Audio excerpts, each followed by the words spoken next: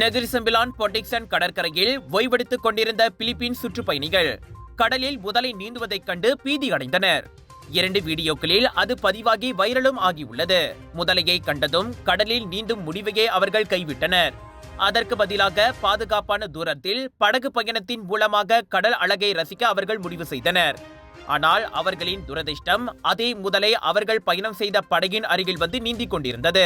இதனால் சுற்றுப்பயணிகள் அதிர்ச்சியில் உறைந்து போயினர். எனினும் அசம்பாவிதம் எதுவும் நடக்கவில்லை. வீடியோவை பார்த்த உள்ளூர் வெளியூர் வலைத்தளவாசிகள் பல்வேறு கருத்துக்களை பதிவிட்டு வருகின்றனர். அவற்றில் சில சிரிப்பை வரவழைக்கும் வகையிலும் இருந்தன. குறிப்பாக அண்மையில் கோலாலம்பூர் மிட்வேலி பேரங்காடிக்கு அருகே உள்ள ஆற்றில் காணப்பட்ட முதலைதான் பீடி வரை வந்திருப்பதாக ஒருவர் கூறினார். அதே சமயம் பொதுமக்கள் மற்றும் சுற்றுப்பயணிகளின் பாதுகாப்பை உறுதி செய்ய முதலையை கண்டுபிடித்து நடவடிக்கை எடுக்குமாறும் பலர் வலியுறுத்தினர். உப்பு நீர் முதலைகள் ஆறுகள் மற்றும் திறந்த கடலுக்கு இடையில் அவ்வப்போது அலைந்து திரிவது வழக்கமாகும்.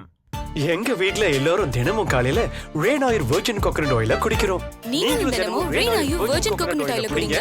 எப்பவுமே புத்துணர்ச்சியோட இருங்க.